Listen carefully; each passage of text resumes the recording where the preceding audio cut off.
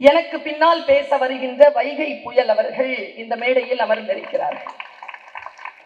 நான் எப்பொழுதும் நடிகர்களை பற்றி சொல்லுகின்ற பொழுது பெயர் சொல்லி அவர்கள் என்று சொல்லுவது வழக்கம். எனக்கு தமிழோடு சேர்ந்து 5 மொழிகள் சரளமாக பேச எழுத வரும், வாசிக்க வரும். நான் மொழியாசிரியை என்பதிலே எனக்கு நிரம்ப மரியாதை எனக்கே உண்டு. இது என்னுடைய வெள்ளி விழா. நான் ஆசிரியராக இருந்து பணியாற்றிய வெள்ளி விழா இந்த வருடம். ஒரு மொழியாசிரியையாக நான் சொல்லுகிறேன், வார்த்தைகளால் சொல்லிவிடவே முடியாத வெறும் ஒலிகளால் மட்டுமே நம் இதயங்களை தட்டி எழுப்புகின்ற நகைச்சுவைக்கு சொந்தக்காரர் வைகை புயல் வடிவேலு அவர்கள். ரொம்ப சாதாரண விஷயம் இல்லை. நான் அவர் வந்த உடனே கேட்டார், பெருங்கூட்டத்தை பார்த்தாரா, ரொம்ப நாள் ஆட்சி போல இருக்கு, வாங்க அடிக்கடி இங்க வாங்க. அவரு ஒரு ஒரு கலக்கத்துல இருந்தார். வந்த உடனே என் பேர் என்கிட்ட கேட்டார், நீ யாருமான்னு கேட்டார். சொல்ல மாட்டேன்னு சொன்னேன். நீங்களே கண்டுபிடிச்சுக்கோங்க, தெரிஞ்சுக்கோங்க. உங்களுக்கு முன்னாலதான் பேசுவேன், அப்ப நான் யாருன்னு உங்களுக்கு தெரியும்னு சொல்லவே இல்லை பேரை. நான் அவர் சொன்னார், இல்லம்மா கூட்டத்துல வந்தனா தெரியல, நேற்று இரவு கூட நான் நீ எங்கேயோ பேசினது கேட்டுட்டு இருந்தேன்னு சொன்னேன். வைகை புயல் வடிவேலு அவர்களை எப்பொழுதும் நான் வடிவேலு அவர்கள் என்று சொன்னதே கிடையாது, வைகை புயல் என்றுதான் நான் சொல்லுவேன். என்னுடைய கல்லூரியில் நான் உட்கார்ந்திருந்த பொழுது ஒரு ஆங்கிலம் படிக்கக்கூடிய ஒரு குழந்தை என்கிட்ட கேட்டுச்சு, மரபு தொடர்னா என்ன என்கிட்ட கேட்ட. பழமொழினா என்னன்னா, பழமொழி சினானிம்ஸ், மரபு தொடர் இடியம்னு சொல்லிட்டு ரெண்டுத்தையும் தனித்தனியா எடுத்து நான் இடியம்ஸ்னு தனித்தனியா சொல்லிட்டு இருந்தேன். அப்ப அந்த குழந்தை கேக்குது, எம்ஏ படிக்கிறாவ, அவ கேக்குறா, தமிழ்ல ஒரு ஆணியம் புடுங்க வேண்டாம் அப்படின்னு சொல்றாங்களே, அது பழமொழியா மரபு தொடர? நான் வடிவேல் சார் கிட்ட போய் கேளு, அவர் சொல்றாரு. அடடா வட போச்சே, இது மரபு தொடரா பழமொழி? வெறும் சொற்களிற்கான வெறும் அந்த ஓசையிலேயே நம் அனைவர் மனதையும் மிக பல காலம் மகிழ்ச்சி படுத்தியவர் இல்லையா? கொரோனா நேரத்துல எல்லாம் இவர் இல்லைன்னா நம்ம பாடு ரொம்ப கஷ்டம். நாங்கள் உங்களுடைய கொள்கைகள், உங்களுடைய அரசியல், நீங்கள் நடமாடுகின்ற உங்களுடைய வாழ்க்கை சிக்கல்கள் எல்லாவற்றையும் கடந்து நகைச்சுவை புயலாக நமக்கு வந்து வாய்த்த உங்களை நான் தமிழால் வாழ்த்துகிறேன். வாழ்க நீடு காலம். என் பெயர் பேராசிரியர் பர்வீன் சுல்தானா.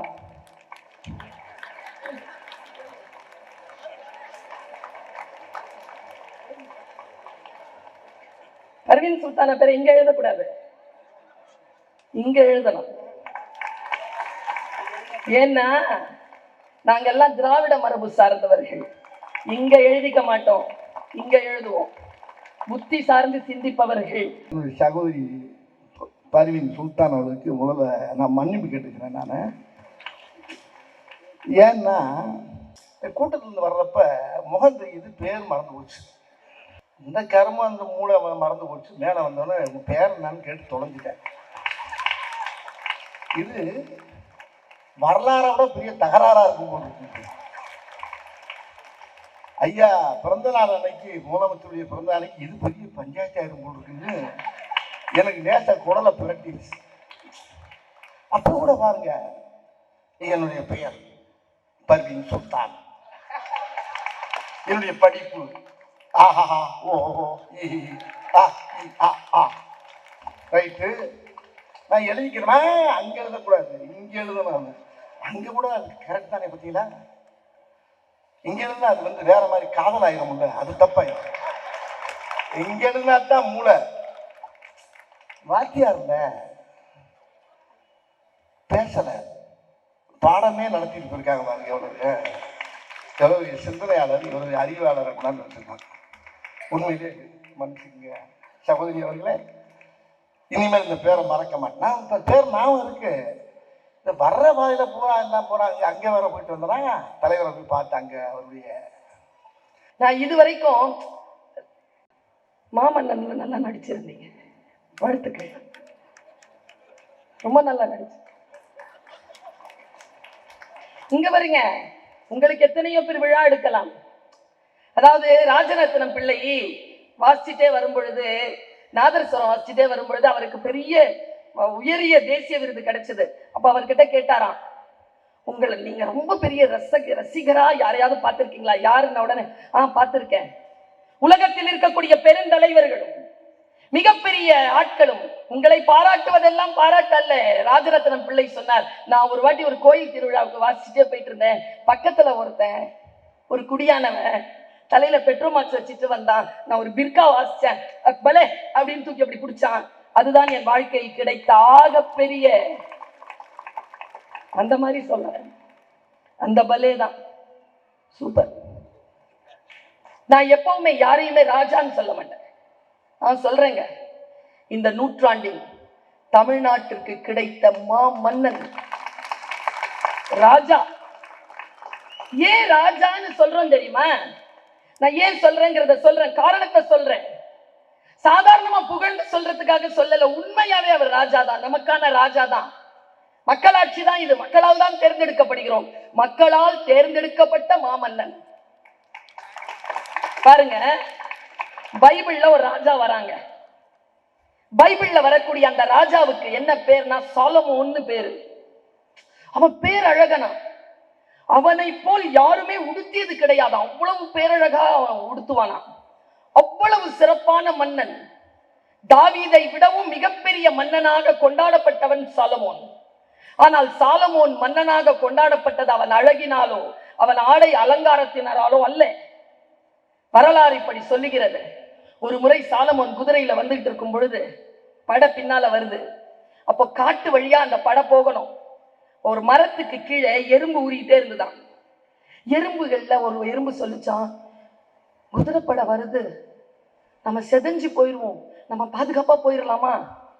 அப்போ ஒரு எறும்பு சொல்லிச்சான், கவலைப்படாதே, வருபவன் சாலமோன், அவனுக்கு நாம் பேசிக்கொண்டிருப்பது கேட்கும், அவன் நம்மை மிதிக்க மாட்டான். எறும்புகளை மிதிக்காத ராஜன் வாழும் சாலமோன். எப்ப தெரியுமா? முந்தானேற்று தினத்தந்தி படிச்சிட்டு இருந்தேங்க. எப்படி நன்றி சொல்றதுன்னு தெரியல. இந்த வாய்ப்பை பயன்படுத்திக்கிறேன். 10th +2 பிள்ளைங்க எழுதுறாங்க. இந்த குழந்தைங்களுடைய எக்ஸாமினேஷன் முடிகிற வரைக்கும் தமிழ்நாட்டுல மின்வெட்டு இருக்கக்கூடாதுன்னு சொன்னாரு பாருங்க சாலமோன்ங்க. யானையின் பிளிரல் மட்டும் ஒருவனுக்கு கேட்கக்கூடாது, மன்னனாக இருக்கின்றவனுக்கு எறும்பின் கிசுகிசுப்பும் கேட்டுவிட வேண்டும் என்பதுதான். நமக்காக சிந்திக்கக்கூடிய ஒரு தலைவன் நமக்கு கிடைத்திருக்கிறான். யோசித்து பார்த்தால் இவரை எப்படி வாழ்த்துவது? நான் சாதாரணமா சொன்னா, நான் ஒரு விஷயத்த சொல்றேன். பாரதி எனக்கு ரொம்ப பிடிக்கும். irrespective of all things, Bharathi எனக்கு உயிர். அண்ணனுக்கு தெரியும், பாரதியாருடைய பிறந்த நாள் அன்னைக்கும் அவருடைய நினைவு நாள் அன்னைக்கும் அங்கதான் கிடப்பேன். அவரையும் கூப்பிட்டுட்டே இருப்பேன். மேயரமாவையும் கூப்பிட்டுருக்கேன். வந்திருக்காங்க, 2 பேரும் வந்திருக்காங்க. ரொம்ப பிடிக்கும் எனக்கு. ஒரு முறை அவன் அப்படி உட்கார்ந்து இருந்தானா. உட்கார்ந்து இருக்கும் போது ஒரு ஆளு ஒரு துண்டு கையில வச்சுட்டு இப்படி முகத்தை மூடிக்கிட்டு இருட்டுல வந்து நின்று இருக்காரு. வரலாறு நான் சொல்றது. கொஞ்சம் சாப்பாடு கிடைக்குமா, தண்ணி? யாரு அப்படின்ட்டு முகத்தை எடுத்து பார்த்தா நீலகண்ட சாஸ்திரி. நீலகண்ட சாஸ்திரி சிறையிலிருந்து வருகிறார். 4 நாள் ஆச்சு சாப்பிட்டு. சுதந்திர போராட்டத்திற்காக போராடுவதற்காக நான் சிறை சென்றேன். யாரிடத்திலும் எப்படி பிச்சை கேட்பது பாரதி? 4 நாள் ஆச்சுடா சாப்பிட்டு. அப்படின்ன உடனே உள்ள கொண்டு வந்து கஞ்சியை எடுத்துட்டு வந்து நீலகண்டனுக்கு கொடுத்து விட்டு பாரதி எழுதிய கவிதை தான், தனி ஒருவனுக்கு உணவில்லை எனில் ஜகத்தினை எரித்துடுவோம்ங்கிறது. அவன் தாங்க சொன்னான், வயிற்றுக்கு சோறிட வேண்டும், இங்கு வாழும் மனிதர்க்கெல்லாம் பயிற்று பல கல்வி தந்து இப்பாரினை உயர்த்திடல் வேண்டும். மண்வெட்டி கூறி தின்னலாச்சே, எங்கள் வாழ்வழியும் வேல்வழியும் போச்சே, விண்முட்டி நின்ற புகழ் போச்சே, இந்த வேதினியில் கெட்ட பெயராச்சே. நாடிலகு வில்லினோடு தூணி நல்ல நாதமிகு சங்கொலியும் பேணி பூணிலகு திண் கதையும் கொண்டு நாங்கள் போர் செய்த காலமெல்லாம் பண்டு. ஏழை எளியவர் வீட்டில் இந்த ஈன பயிர்படும் பாட்டில் கோழை எலிகள் எனவே பொருள் கொண்டு வந்து சொல்ல கொதிக்குதடா நெஞ்சம், வெறும் சோற்றுக்கோ வந்தது இந்த பஞ்சம். சோறு இல்லைங்கிறதுனால கல்வி இல்லாம போயிடலாமா? வாடா குழந்தை, நடா மதியான சோறு, காலையிலேயே போடுறேன்டா சோறு, சாப்பிட்டு படிலாம் இருப்பாங்க. அதனால தானுங்க சொல்ற ராஜாங்க.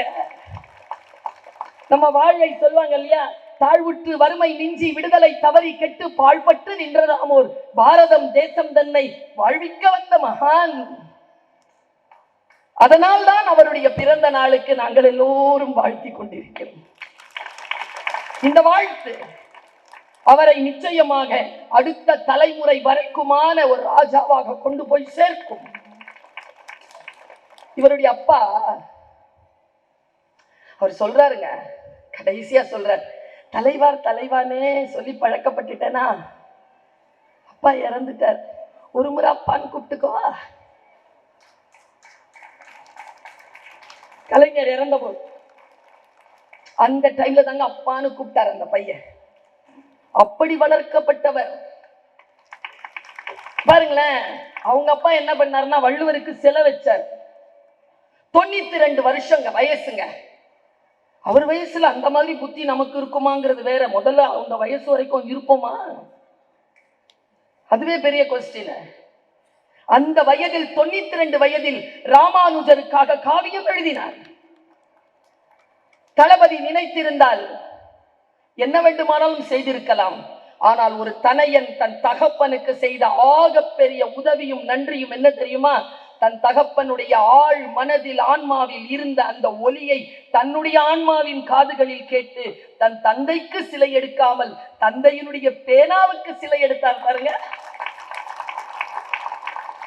தமிழ்நாட்டை தூக்கி நிறுத்தியது எது? கலைஞருடைய மார்பிலே தலை நிமிர்ந்திருந்த பேனா. வெற்றுத்தாளில் தலை குனிந்த பொழுது இந்த உலகத்தை புரட்டி போடுகின்ற நெம்புகோலாக அது மாறியது வரலாறு. இங்க உட்கார்ந்து இருக்கிறாருல எஸ்பிஎம் சார். எஸ்பிஎம் சாரை எது 71 படங்களை எடுக்கிற இயக்குனரா சினிமாவுக்கு செலுத்தியதுன்னு கேட்டு பாருங்க. பராசக்தி வசனம் தான். சரியா சொன்னா சார்? என்ன பேசுறது வரலாறு. புலிகேசிக்கு தெரியும் வரலாறு முக்கியம். அமைச்சர் அவர்களே, நீங்க தான் என் பேச்ச கேட்டதில்லை. உங்க படத்தை ஒழுக்கமா பார்த்திருக்கிறோம் நாங்க. யோசித்தால் நம்முடைய வாழ்க்கையில் நாம் சில விஷயங்களை சாதித்துதான் போக வேண்டும். இன்னும் பேசுவதற்கு இருக்கிறது, நேரம் நெருங்கிக் கொண்டு இருப்பதனால் நான் இப்படி சொல்லுகிறேன். ஒருவரை தமிழ் மரபில் வாழ்த்துவது என்பது கல்வி, தனம், குடும்ப நலம், உடல் வளம், புகழ், பெருமை, இறை நேசம், இது எல்லாம் பெற்று 16 பெற்று பெரு வாழ்க்க வாழ் தலைவா என்று உன்னை வாழ்த்துகிறேன். அதற்கும் மேலாக வாழ்த்துகிறேன். இது அறம் பேசுகின்றனா, தமிழ் பேசுகின்றனா. பொய்க்க கூடாது. தமிழ் மக்கள் பொய்க்க விடமாட்டார்கள். நீர் 16 பெற்றல்ல 40 பெற்று நீடு வாழ்க.